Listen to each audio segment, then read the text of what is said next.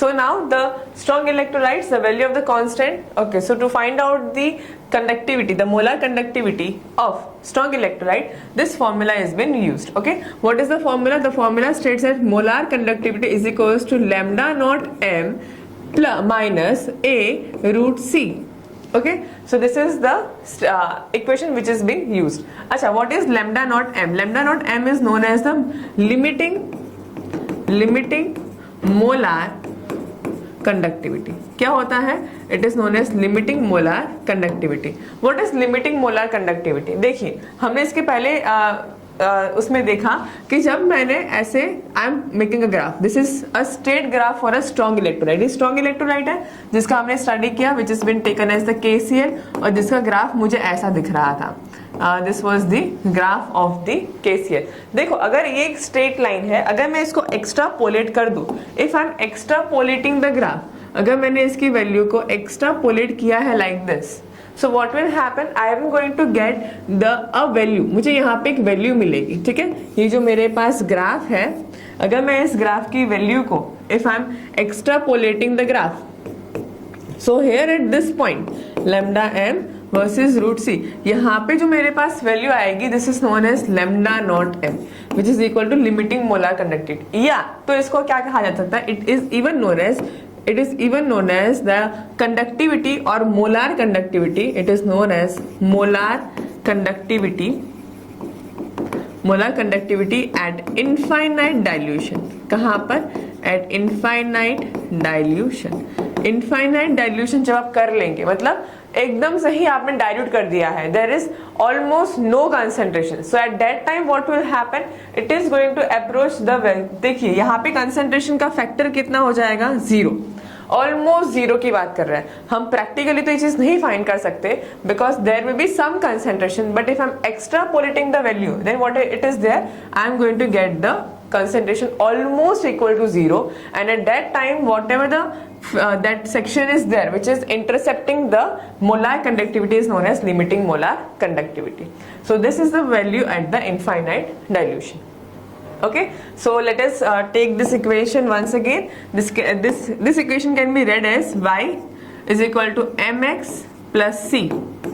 क्या मिलता है हमें? y is equals to mx plus c. So I am plotting the graph. Suppose ये y की वैल्यू रखी है रूट m, x की वैल्यू रख रहे हैं रूट c, और यहाँ पे जो मुझे स्लोप मिल रहा है, I can see the slope is in the negative. मैंने कहा ना, नेगेटिव स्लोप मिलता है यहाँ पे. Slope is equals to minus a which is a constant, and lambda naught m is the intercepting point. यहाँ पे मुझे मिल रहा है c is the constant which intercepts the lambda m. So this equation can be read like this. Now the thing is there, यहाँ पे हमें अगर किसी चीज पे कंसर्न करना है, that is on the minus a, मतलब जो तुम्हारे पास a जो कांस्टेंट है उसके बारे में थोड़ा पढ़ना है. The value of constant a for a given solvent and temperature depends upon the type of electrolyte. हम किस टाइप के इलेक्ट्रोलाइट को ले रहे हैं? जैसे कि मैंने कहा स्ट्रॉन्ग में मैंने KCl लिया. KCl एक इलेक्ट्रोलाइट है. ठीक है, इलेक्ट्रोलाइट मतलब जो तुम्हें ions they in the solution. So KCl को जब हम डाल रहे हैं, चार्ज कितना है? K पे +1, Cl पे -1. हियर इट इज +1 -1, सो 1:1 का रेशियो है. सी यहाँ पे दिया है that is a charge on the cations and the anions produced on dissociation. जब मैं अपने सॉल्यूट को या जब मैं अपने इलेक्ट्रोलाइट को डिसॉल्व कर रही हूँ उसके अंदर, तब वो मुझे जो आयंस दे रहा है उसके ऊपर जो चार्जेस है, those charges are been said as the type of the charges they are containing in the solution. Produce on the dissociation of the electrolyte in the solution. For thus NaCl एक कौन सा लिया है? Suppose they are taking the example of NaCl. So हमें पता है NaCl is going to give you the ions Na plus and Cl minus. Same way मेरे पास दूसरा इलेक्ट्रोलाइट लिया गया है CaCl2. सो हमें पता है Ca पे कितना चार्ज आएगा? यहाँ पे Ca is having +2, Cl is having -1. सो इसका रेशियो क्या है? 2:1. यहाँ पे देखिए NaCl 1:1 and this is MgSO4 2:2. So the value of A is basically dependent. ये किसके ऊपर डिपेंड करती है? It depends on the charge on the electrolyte. कौन सा चार्ज है? See, it depends on the charge, CHARG, charge on the cations and anion produced. All the electrolyte of a particular type have same value of A. मतलब अगर मेरे पास कोई भी the electrolyte, all the electrolyte of a particular value have the same value of A. कोई भी एक particular type का मेरे पास है, suppose KCl है, NaCl है, they are having 1:1 value. दोनों के पास वैल्यू कितनी है? KCl है, NaCl है, मैंने कहा NaCl है, KCl है, they are of 1:1 type, so the value of A constant is same for both of them. Okay, this is the simple meaning of this paragraph. Let us move to the another topic, that is the Kalash law of the independent migration of ions. देखिए हमने अभी पढ़ा कि यहाँ पे किसी भी एक टाइप के लिए क्या रहेगा, वो सेम रहेगा वैल्यू, 1:1 वाला रेशियो फॉलो होगा. The law states that the limiting molar conductivity of the electrolyte can be represented by the sum of the individual यहाँ पे क्या लिखा है, the sum of the individual contribution of the anion and the cation of the electrolyte. अगर मुझे for an example NaCl का limiting molar conductivity निकालना है, सो मुझे limiting molar conductivity if I want to find for NaCl, so it is the sum of the Na and Cl minus. किसके लिए use हो रहा है? Na plus and Cl minus के लिए यूज हो रहा है. द लॉ स्टेट्स, लॉ ने क्या कहा है, अगर NaCl के निकालना है तो इन दोनों का इंडिपेंडेंट माइग्रेशन. देखिए यहाँ पे लिखा है the law of independent migration. इस लॉ का कहना क्या है कि जब मेरे पास एक इलेक्ट्रोलाइटिक सॉल्यूशन है, if I am having an electrolytic solution, क्या है, एक ऐसा इलेक्ट्रोलाइटिक सॉल्यूशन है, इस सॉल्यूशन के अंदर जो मेरे पास मैंने कंडक्टिविटी या मोलर कंडक्टिविटी जो भी पढ़ी हो, तो वो किसके वजह से हो रही है? आयंस के वजह से. It is all because of the ions. ठीक है, अब आयंस है कौन से मेरे पास है? Na प्लस है, K प्लस है, Cl माइनस है, जो भी आयन मेरे इलेक्ट्रोलाइट का दे रहा होगा उसी की वजह से है. ठीक है, सो ये जो आयंस है सॉल्यूट पानी के अंदर जाने के बाद अपने आयंस देंगे. सो कैरियर कौन हुए मेरे पास कंडक्टेंस के? These ions.